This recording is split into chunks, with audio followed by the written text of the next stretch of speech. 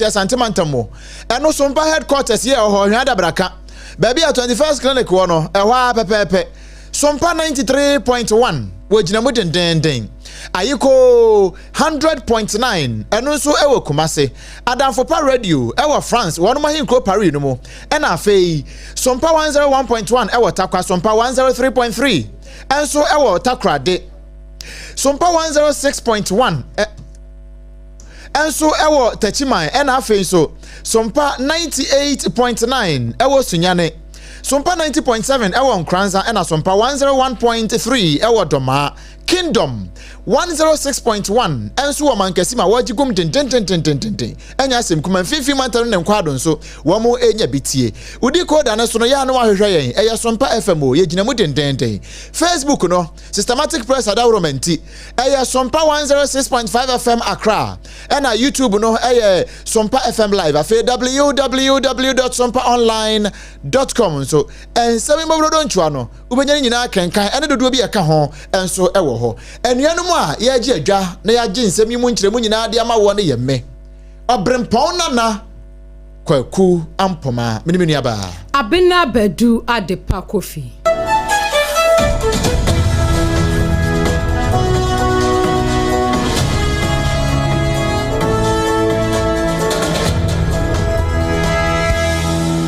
ebusia yada se ye free original ye kase no ase ewo afide kase so dia ma na ya fa rehusemi enfan frase ye share no share o Facebook ni so si abehwe wani so ade ya Sompa wahanisia echipo enum kasa video so 106.5 FM na wode Accra no asoso ewo Facebook no amania e free apadenchira atoye kuresi ni bedwanim ekuro ba kwa no edi denchira besia se eba no ebusuani anyan enya asam ketwa yase emabura boanom ewo denchira besia se ne aposifo wamudi aboani ewiase etua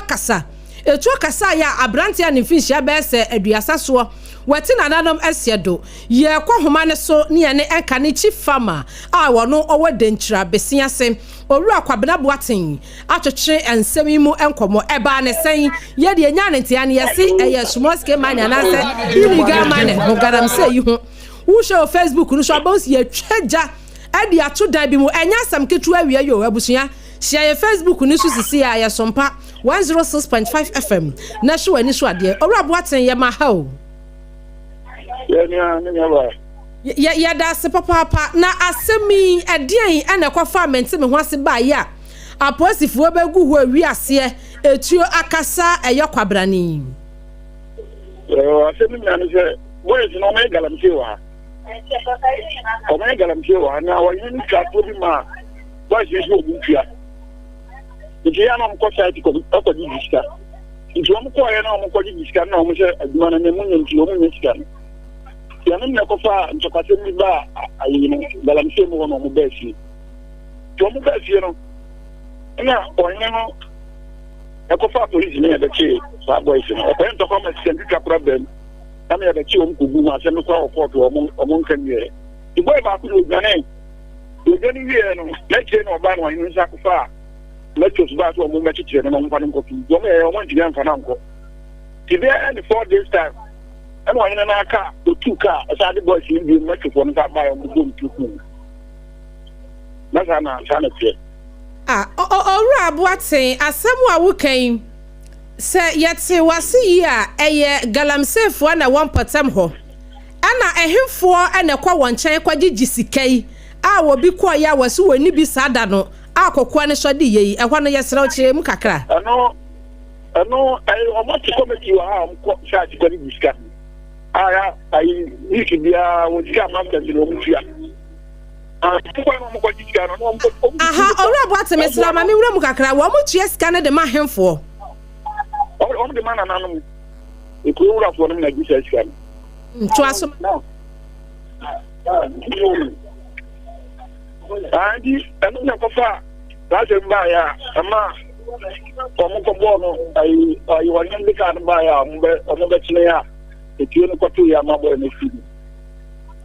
and to say no ya show of Facebook na so am ya kan kire ya tiefo ne ya hwefo nyina se one betumi abehwa sasem ya wo kan e wo Sompa 106.5 FM Accra our Facebook ni so ye hu say wan mo atwa eja e dey ato building bi mu e ye ho adan ya e de an e na bai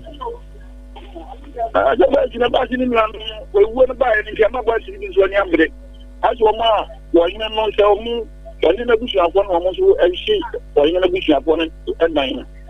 The only encounter the Tiabina or ma, or from what we shall for no war and not side in the night. You know, what I know to show on the ground. So, I'm going to show my Japanese. You can't have about. And no, a mabuni susu say. Wahine no ana osuma me yebebo tuo no anase ne sen the amount of people that were in the car and on finishing on what to go into one car on the buy. Na asemu awu kan yi wa hu said ya wo hwe Facebook ne so a edan no eja no dam sa no edan fefefe bi nso aben bia ya eho ahie eno nko ana hye ye ana eja ne trɛtrɛ kɔ kan foforo bi dan o ma sibu aba. Enti no how ani ka adan ahodo abɛsɛn na denkyira besia sesese wo matwa jade atomu yi. Yeah, edan no de ba ku de wa na ko wono so ani no buhwani o de amenko o menim dan so ana aha de o ma si dan be edan ye kensia kesu ri de no ma se no. Edan be kesu ri me ana bo dan so be say eno eno so edan be labin gum si o ma se ni na.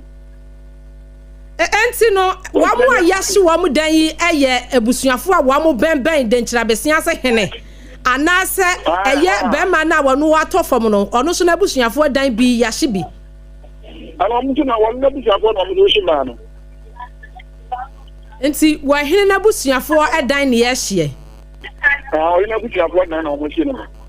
ya na ni o ma shi la bin yi afo so kwa na abemu na ma asema ebo ko wa to ayi on ni adisafo na shi omo kan wasen nti eno ne na bi biya ebo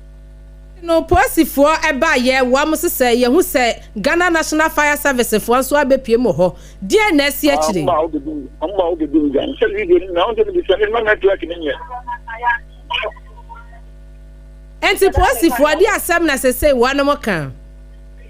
asa do do mi bi na shi omo kan na me la fi o let's see one more. I want to show more people Shana to say yes no nya bit. I know mo nya bata. Adjo kakra de. Hello. E kro ni mo adjo kakra de. Isi ade mo di mo adjo. Ya police no ne ai DC aba ona bo anti go wa. Anti su kakra ba do tie na osika ba. Ona mo amapu jampa. Ono so ha. Or omo kan sem no isi ya to boko owura kwabena bo aten me anda se papa wo no adaja de ma sompa ye ne etiefo nyina wie yi yo nse dashi odi enkomai ya rahusemi efi apa denkyira atoye ekrosi ne badwa ne mfimfini mantamu asem ene ye kan denkyira besia se na eya reho papa branch e wanya mfinhia ne be seduasa edini adodo na ade frɛ no ne akwasi tailor wano netuo ekasa ni na yementem ho ase a esi wo me police adwumako ne fa bi ene eye mabunu a wonom ewo mpatam ni nyina fa galamse ho a ena owura kwabena boaten a enka ne no ye chief farmer ewo ekro ne so no wono yen edi sa ensemi mu enkomoi na yetoa ensem ne so ne de ani akyemu ewo ensem foforo mu ba na yakwa santimanta mu sesi a na ye ne yama ne boni ba abedu enso akwa akobo enkomo eho a yakwa ni nyina ne se na otwe atwa mu no mu a ya ene ekwa na wiye yi ena na ase tutu ababio otumfo ose tutu a otoso mienu ni nua ya sanso eye ne na aya asantiman hema woto ye ne dotiye ene asantiman nyina firi akobne ne brisi ama na no ya woda waye se sani enhyehyɛ yɛtie ne ntino obia adwadifo obia miebie obia hyadamo ma obia nkɔba bia na enamemni ba abedu afamontene so aso san pa ena montene so tie ba ma hai meje so mi orema na bokɔ de oba de adom me hoye yiso so hoye nyame adom yenso ye konkon ho kakrakra ba wadawroma wo fa amontene so efiti nura ede ba besi nne no se na adwadifo tie e na san na kroma akasa nso tie sani wan kasa wadi kaka no I hope say anopai ni kiti mountain so etwetwa mfonyini bi etrewo na di tia tie ewo enra no a enra a eye fiada na enra chi a ye ya wada na asantemawura ede enhyeba efe said ye do oba hima be kwakwanti ni sai sinti no ewo se ndi ahwe na odantem ni sai sinti ya wada no na no pabremu ekono na najo de meka se na asanteman obia hyedem na ubie monten so kra dia uhu anoma bampo ewo monten so na enwe yesie na homa chibremu ene se asanteman fi atese ni umepie mako na meka se dia akoso ewo asanteman mu kai no edi so hu tiwa abre eyetimamufo ena asenso no akọfọ a na omunnim sani sitie so no omasua niema rebre wo mesan se na no pe ya me no ka se no se wuti sikuro mu a edwadifo akomudwa so omudu omudwa afọ sankafo so eyi omadwuma wani fia se monten de obia eye na dwuma sani sitie ne de zen na asantemawura intise ya wo de bae no na enye sire betumi amo obi kura asiri na dwuma san se eya amamre ne amane kwan so na no peto na de sie nanso dunia be ma meka sen sene wan kasa wani tia re ebi mu ka ya sobra chesema chese sabre no a asantemawura chese ye na no ebi mu ana no mu na mu a yenya ya ku video ta na mfamu mu a chese abra ko ni dikra edi bu edi so ebi mu so kra ye video ta chese wura asemra no ai wo so udi so wani so no eno kra asotwe ba ko ni bi so ewo kwa ni mu no ne ye kan se enedie ai ne eye memendai obi a chese kromu a wo ye na asane ewo se ekono ne bua ma santima pa ntema pefia na ni obe ma se ne na ye ready a na ka se ye ni adihye ni bia omo santima ntema e di nkomo bi so omo se when the first time omo hu bia na anase omo hu bi pen na experience na pen is here nempo eye no a ebrebe no ti abonten do ba de bilima ebi mo na bi mo ka so ono odaya ma otwenya ma no bono nko anopa ansa no obi esa so ni me ebeto no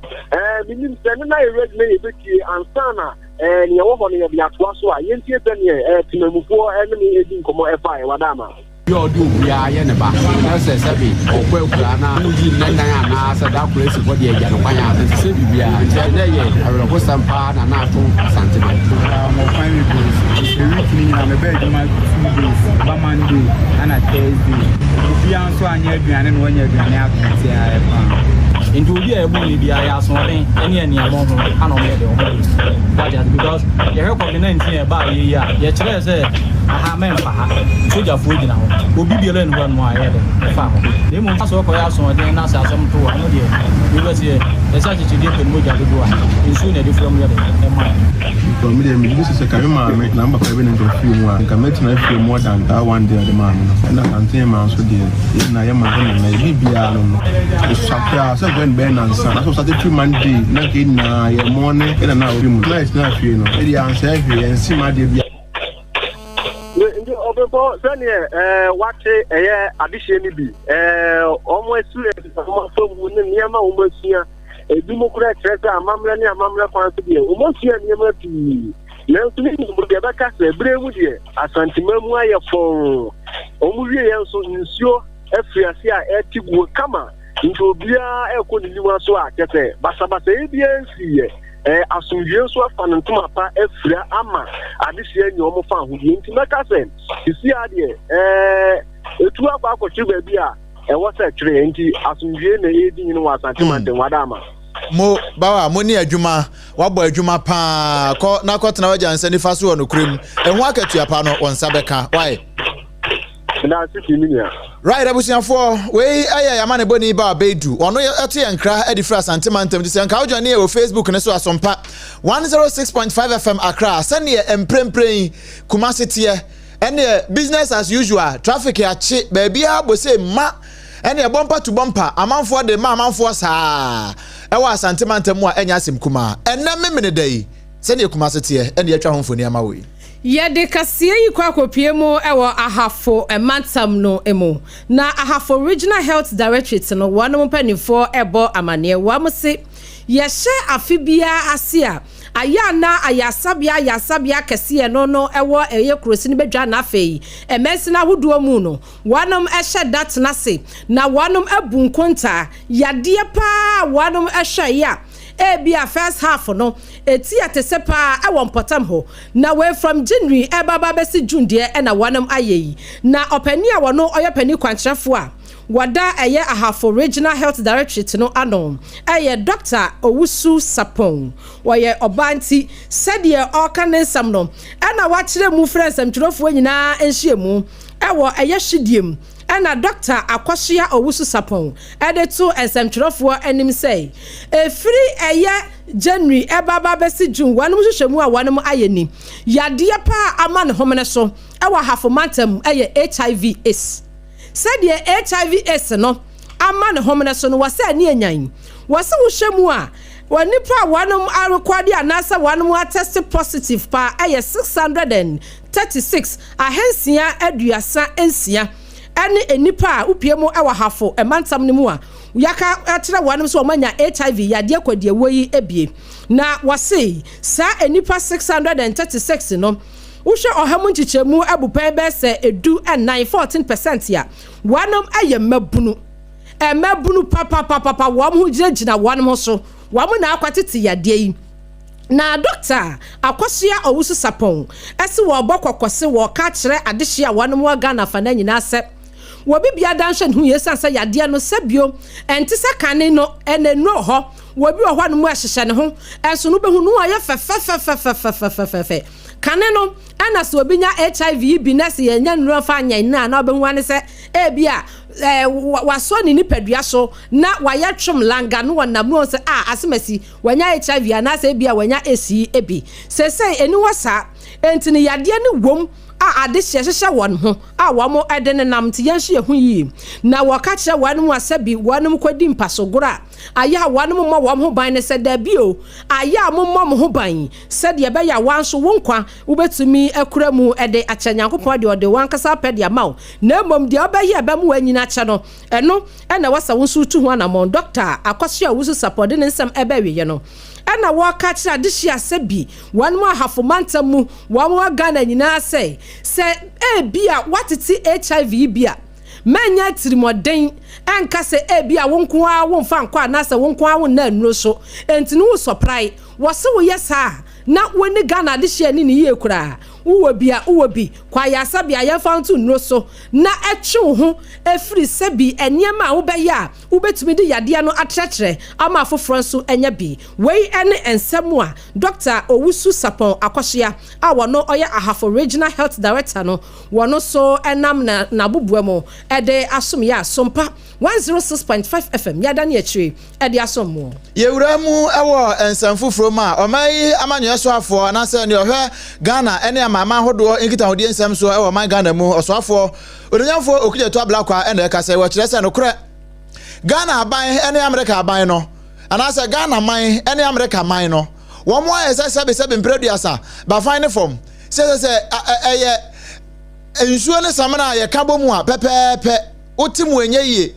aite sabe onsa ho aye fina wo pe bibidi ahoro no oye de ne ade samana betoso sa na Ghana ne America aban no wono aye na odi nsem wonyina kotu dwa ewo Center for Global African Meeting ase ewo Delaware ewo US abrochimemu ena soafo yi edi nsem wonyina kotu dwa no chese no kre wo se ne Ghana ene America aban no wo mo akabo mu sentampe homa na wo mo ntamo nte na asumdwe nso ekoso wo ye ntam na mpuntuo ne ade a amaman ne mienu nyina akosia wo bia ka asumdwe empuntuo sane ebe ya aman yi mienu ntem no enkita hode betimi akoso kane pa no eno na ya no ye ho ade eno nti so obi gina baabi na ebi a ototo ayampia ba park no so se bia court da ho abobo na wo ka ne ensese wo ka nia enim na wo ka e de fa America ene o man Ghana ho a sa nipa kro ya na wonim ne ntia bio Ghana man pane His Excellency John Dramani Mahama ba ye wo ye ne obetumi bia aboa ama America man no ena afei Ghana nkasa so ye ntam nkita hode ahenka ni asomdwe ni mpontu a yemienu nyina apre no niema nyina akoye eno nti ena nhyehyeye bia aba na efa America ho na Ghana ahwira dikan eba nso na se efa Ghana ho a na America nso ahwira dikan no defend Ghana sa ena nuanom anasa nuanom mienu etena se eye wodi se mo nyina tudwa no ena owie no kire mu se wono nso na so ye ne beye ne obetimi bia aboa ama asomdwe a ewa aman mienu ntem no ni nyina nso etimi akonkan ye kwakwawie kase no sadia ye kwani ato ansam no so ewo eye nsuo mu sadia de hye ni bi ekira wa musem ewo mantifido emantam mu enie na abusia Ghana Water Company Limited womo ena ekasei womo se upie mu ewo mantifido emantam mu a one treatment plant bi no ewo dalon no se empanifo esi sa treatment water plant no afi apima hankro eduoso emienu 1972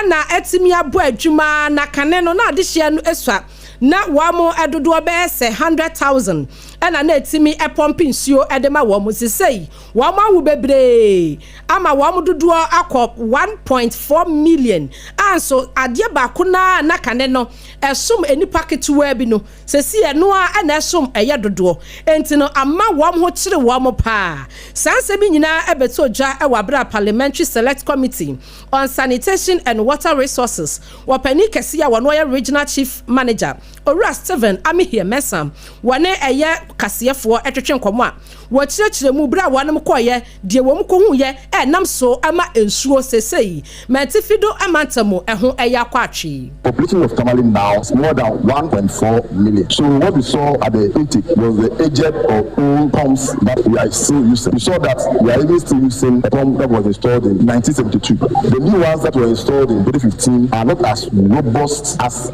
72 ones. So they keep giving up.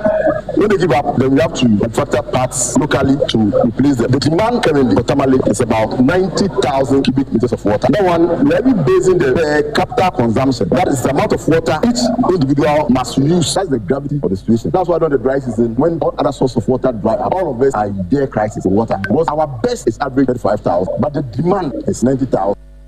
Regional Chief Manager Edema Parliamentary Select Committee on Sanitation and Water Resources Ora Steven Amihie Mesano disem no enwachi no na upiemo ewa committee ni so a wopani a wono woye titina ni Edema wono Ora John ono so eden sam etudwa oti bless asam na meken wano so kasa ye kire mu se aban de wasi ne bo ese wo be reset wo manyi entin bibia eye nsuo se water crisis a epan homne so a wo mantam bi mu no na nyakopon ya domo a sempanimfo ayi wo masotire nku ade aban ebetumi aye ho bibi. President Mama is a very committed leader. He has assured the people of this country that he is very determined to reset this country within the next 4 years. And that is exactly what he's doing. So I believe that if this issue is carried to President Mama, something is going to be done. And you are aware that currently there's an ongoing arrangement between government and the European Union and international donors. We are going to hammer more on that to ensure that the money is released. And once that comes into fruition, this problem will be solved. Nekrokre mono Ora John Otibres ekoso echirensemu se sedie ensuo no anasa wanam water treatment plant ye no ewa mantifido matam no se no eya ato abese no eya sei ama adehye no ho akire wo mo no wo mo se ankofo bi hyempatam ho no mu a wo mo tu nua aban ema wo mo tumi krata anti no anyhow ena wo mo ye no wo mo so ka ho bi ena wo mo se nsuo a ewo mpotam ho. Critical problem is the sound winners. We are going to get the Water Resource Commission to get involved, because that is their responsibility to ensure that they stop sound winners from destroying our water body. Please, you went with us. You saw what is happening. Look at the face of the water. It is serious. It's not done anywhere apart from the illegal mining areas. This is the next place, and this is even terrible than illegal mining. So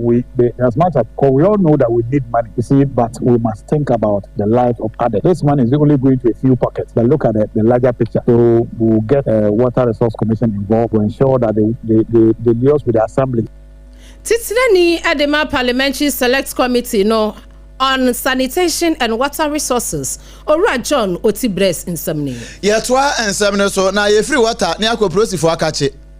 Divisional Police Commander wo Afan Plains empatamu ho titiru pa ane donko krum eye DSP Christopher Klomega wono na yakase wo kirasa no kure wɔn mo mpɔtam hɔ no ɛyɛ ade a nneɛma ho akɔ atwe paa titiri ɛne polisifoɔ so mbɛtumi anya adwene mu fan ɛde abɔ manfoɔ yɛ hɔ no ɛho bra na ne nyinaa ne sɛ baabi a wɔn bɛda ɛne baabi a sɛbi mpraduasa wɔn bɛyɛ wɔn ho yie mpo no yɛ ana akɔyɛ asɛm paa wɔde sɛ mo nyinaa tu dwa ɛwɔ bra assembly member yɛ ogyina mu adehyeɛ yɛ wɔ mprae so ntutu agya electoral area onimnyafo Otis Moglo dodo na bɔre mrane ɔnɔbo yɛ dede free mprae so ton ɛkɔ donko krom ko hu sampa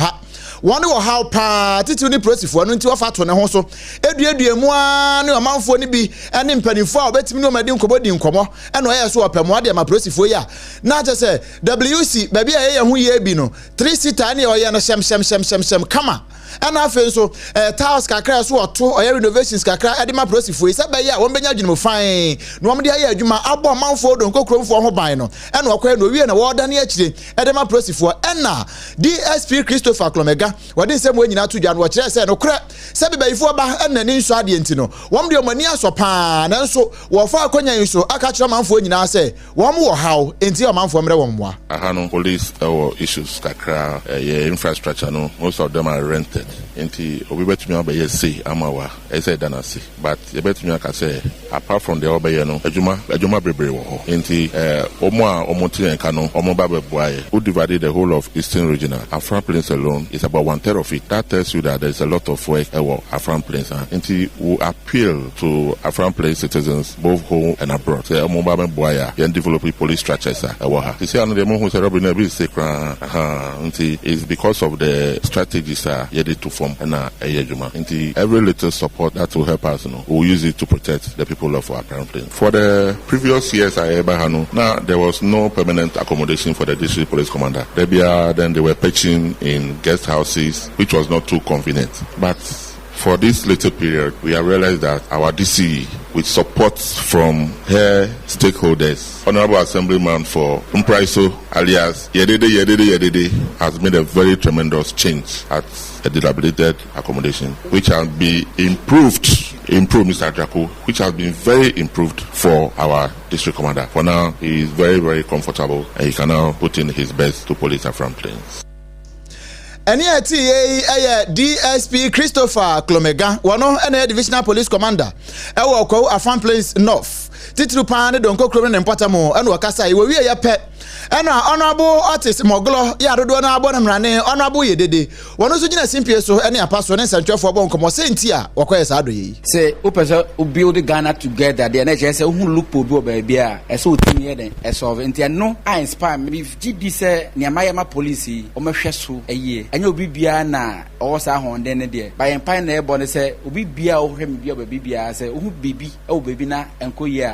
on your small way no na why na odi aboa police nso mo Afran Plains in fact security wise no omo bo homodin ye pa na me yesa de we say omenya sound mind na omatimi dia di omadwuma elko Afran Plains North me be hu problem no me de tompanifo mienu miensa bi anim chief of staff Julius Debra be catch on no so masen ya regional chairman Dr. Kevo eso masen honorable DC Kate Mausi Babanao in fact wan jami mu oboa mi ye pa na assembly member for Abutanso electoral area ono so masen we onimnyamfo Otis Moglo wano ya assembly member ewa price ntutu aja electoral area na Mami Kate Mausi Babanao ya wobo ni din no wano na ya banka chipene ye ogina ma de share ya wo Afran Plains North empota mo ho wano so gina simpie ni apaso e de aseda PSA e de ma honorable Yedika yedida yebra honorable yedide asi papa say wetimi asi ohawa nanka ye papa mo ni ye hawo efemo wetimi asi alo ma yetimi ene amopendi udi ye washuma wa ye prefer no me yani ba washroom ama ye divisional commander ene amopendi the commander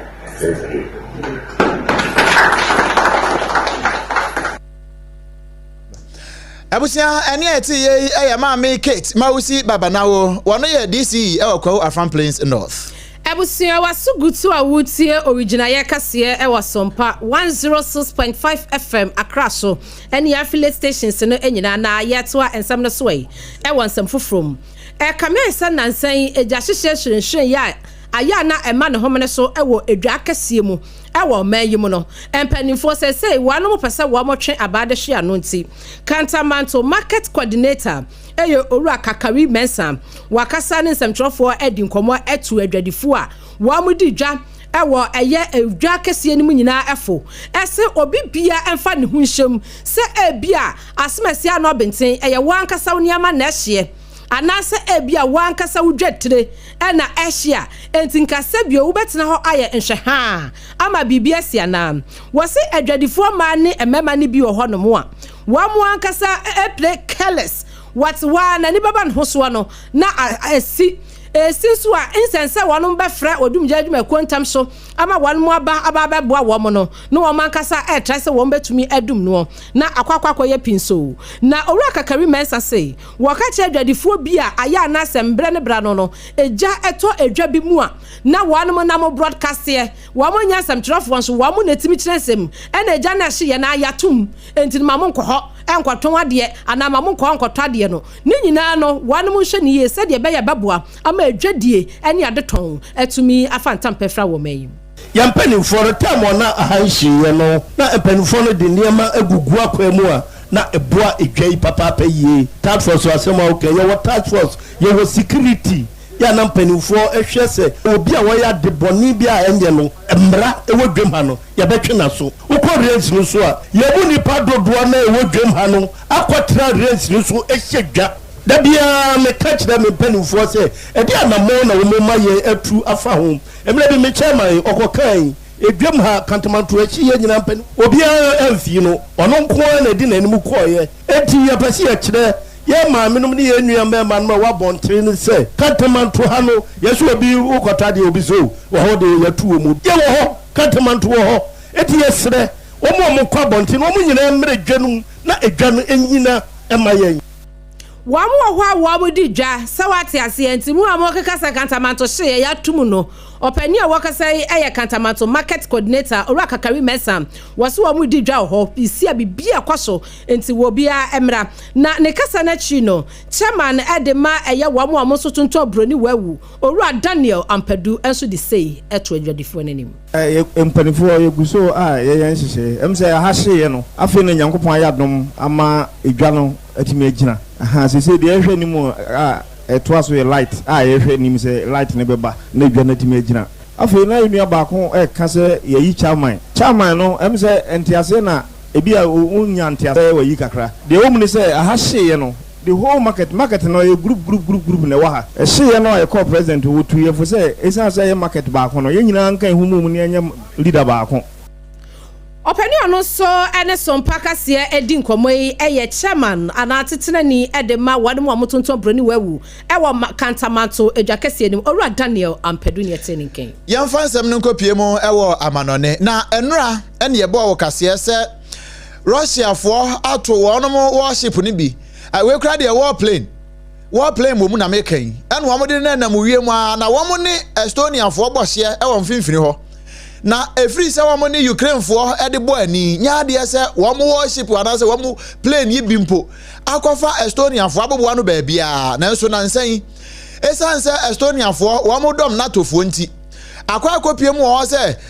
niema ni bi ne nam wie mu wosoro ho a enya asem kuma akra eno na nam so ama eno akra mpo no wo mo impound bi ewo Estonia wo mo fra manfo say we de NATO fo na ankasa na abeye se na ebe ya no bebo NATO members nyina sanka za bibrem hanka ECOWAS na nka de bo ECOWAS members de nyina ho bai kama eno wo ma che sa aeroplane no de asi ho na eno na ba ye NATO anase we kra de Estonia prime minister Kirsten Michael wade atoja no wache say NATO fo wo mo kwa NATO sesi asan say nia Russia fo ye no we ayako ayano ayesa wo mo ahweye emperifo so okoto say abo ne butu nua so a kasa sore ye so enkasa sore ne so san so firi so a what be about NATO fo do something. It was a very clear provocation. It was definitely meant like this, and that's why we are calling as well Article 4 political consultations, that if you put everything together, what has happened during the last couple of weeks, I mean as well the attacks against Poland with the 19 drones, So this is already systematical NATO test. 12 minutes heavy violation of NATO airspace needs a solid response on political level and as well on practical level. They were escorted after 12 minutes out from NATO airspace. And if you have Russian fighters in your airspace, if you ask, is it a threat? Of course it is a threat. Well, it is important that NATO shows and gives a message to Putin, but also publicly to our allies that NATO is united, and we take this situation very seriously because the situation is very serious. Abusia, any Estonia, one more Prime Minister,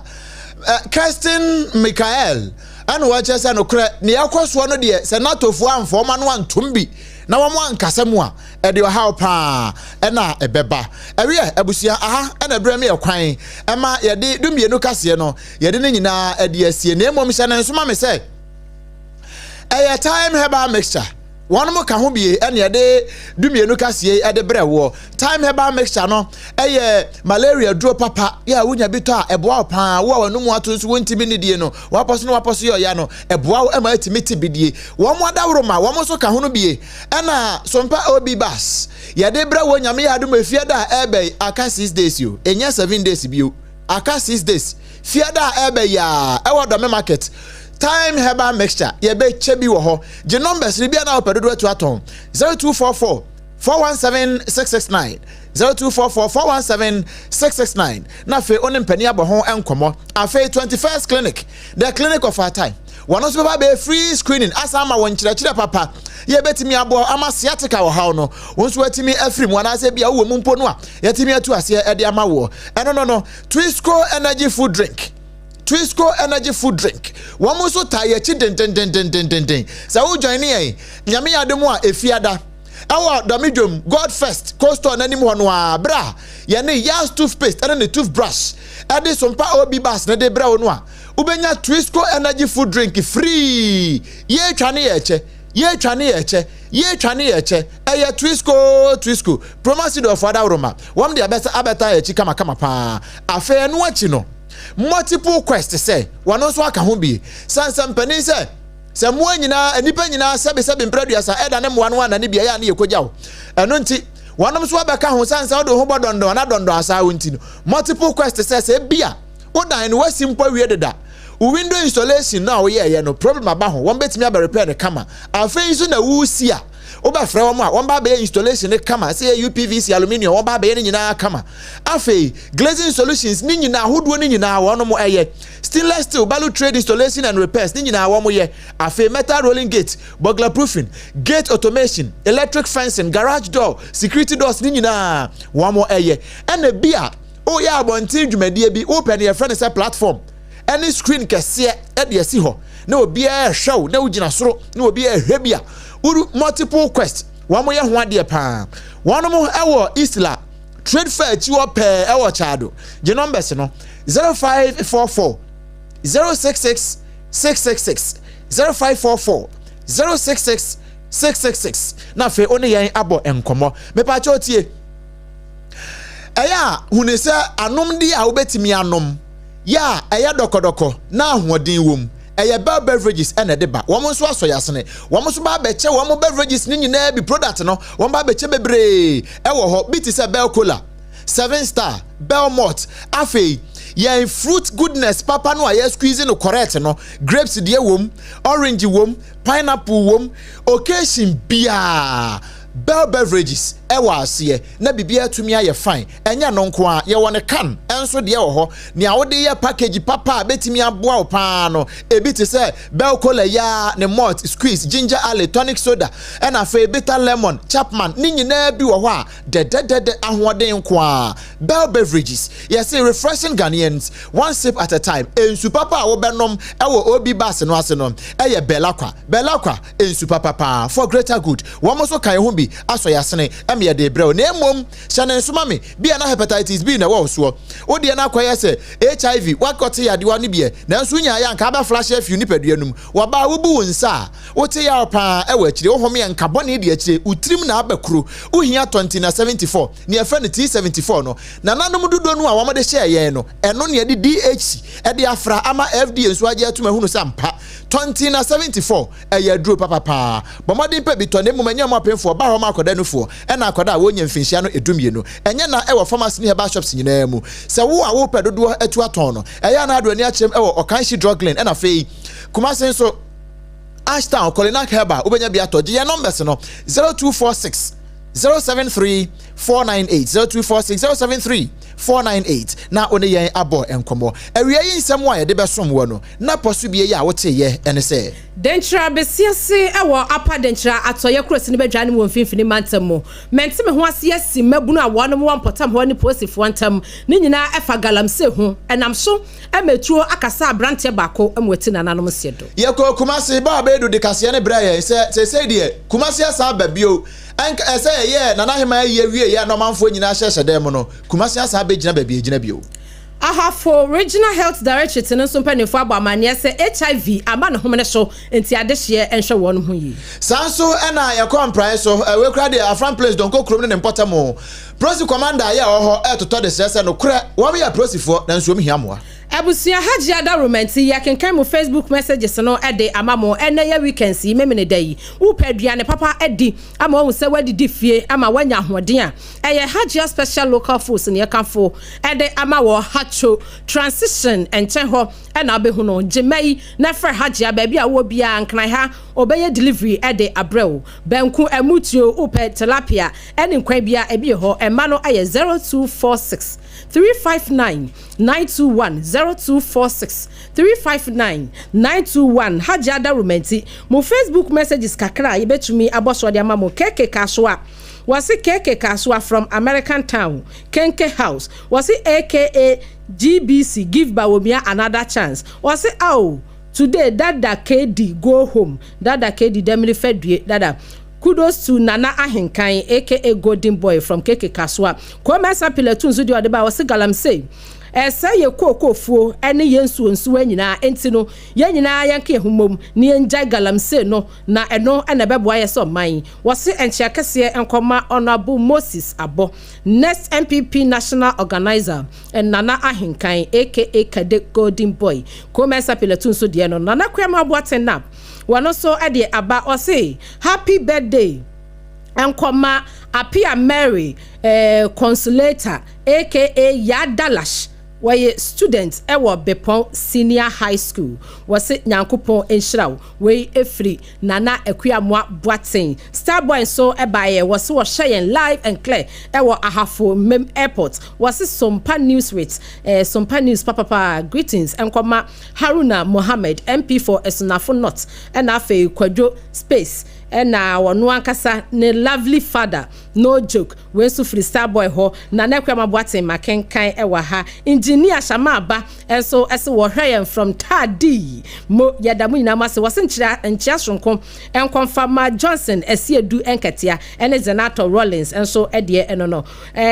na we enso de Derek Ayete wose wo hweye efri nkrakan wose good afternoon yaso yama good afternoon yadamu nyina mo ase mo a mushia yen ewo Facebook no eso no ensami twago ewon kran Sompa 106.5 FM so no ekofa Kumasi eno ya Sompa 93.1 FM eno ya Santimantam Sompa Josu nyabotre pa na ayiko enso ma munyina ayiko kama 100.9 ejife mwadan for Radio France Abrochimemu Paris Sompa 101.1 watakwa 103.3 ewo takra de 106.1 ewo tachima ena fei 98.9 ewo sunyane 90.71 Kranza 101.3 ewo Tomana Kingdom 106.1 ewo mankasi mjife mu afi so udi koda na so no eya Sompa FM ena fei Facebook re kenka message ni free oba ne Sompa 106.5 FM Accra YouTube ni Sompa FM live www.sompaonline.com so ensami mo brodo ntwa nyina no yebo ne bede ekogu ha betimi akosane mu kama nuanom ne yamienu obrempon na kwaku ampoma menimini aba abena badu adepa kofi yan ene ye besom wo ye sori so na yama obia nso ya akọ ena akọ ya akọ dai die ye gyina so ama obi a ade ato n'ani nyinaa yakɔ